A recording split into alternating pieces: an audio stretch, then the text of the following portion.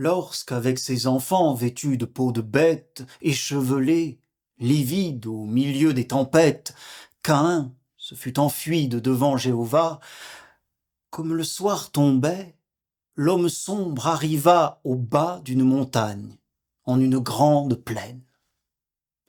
Sa femme, fatiguée, et ses fils, hors d'haleine, lui dirent « Couchons-nous sur la terre et dormons. » Caïn, ne dormant pas, songeait au pied des monts.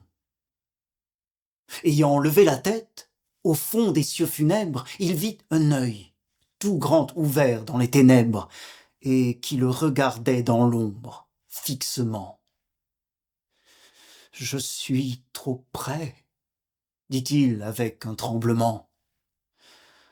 Il réveilla ses fils dormants, sa femme lasse, et se remit à fuir sinistre dans l'espace. Il marcha 30 jours, il marcha 30 nuits. Il allait, muet, pâle, et frémissant au bruit, furtif, sans regarder derrière lui, sans trêve, sans repos, sans sommeil, il atteignit la grève des mers dans le pays qui fut depuis Assur. « Arrêtons-nous, dit-il, car cet asile est sûr.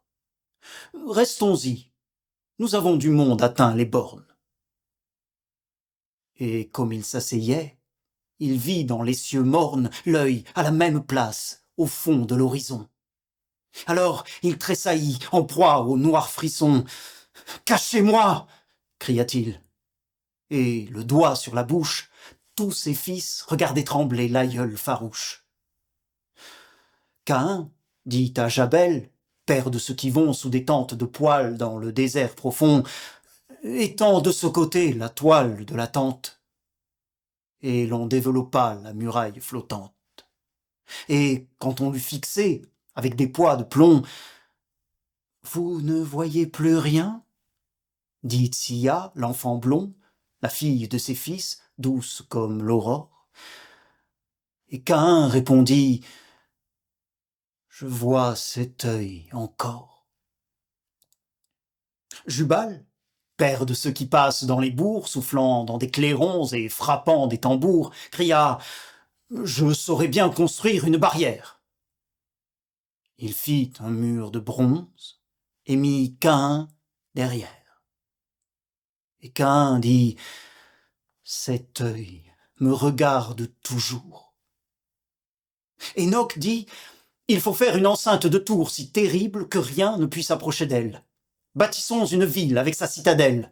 Bâtissons une ville et nous la fermerons. » Alors Tubal-Caïn, père des forgerons, construisit une ville énorme et surhumaine. Pendant qu'il travaillait, ses frères dans la plaine chassaient les fils d'Énos et les enfants de Seth, et l'on crevait les yeux à quiconque passait. Et le soir, on lançait des flèches aux étoiles. Le granit remplaça la tente aux murs de toile. On lia chaque bloc avec des nœuds de fer, et la ville semblait une ville d'enfer. L'ombre des tours faisait la nuit dans les campagnes. Ils donnèrent aux murs l'épaisseur des montagnes. Sur la porte, on grava « Défense à Dieu d'entrer ». Quand ils eurent fini de clore et de murer, on mit l'aïeul au centre, en une tour de pierre. Et lui restait lugubre et hagard. « Oh, mon père, l'œil a-t-il disparu ?» dit en tremblant Sia. Et Caïn répondit « Non, il est toujours là. » Alors il dit « Je veux habiter sous la terre, comme dans son sépulcre un homme solitaire. Rien ne me verra plus, je ne verrai plus rien. » On fit donc une fosse, et Caïn dit « C'est bien. » Puis il descendit seul sous cette voûte sombre.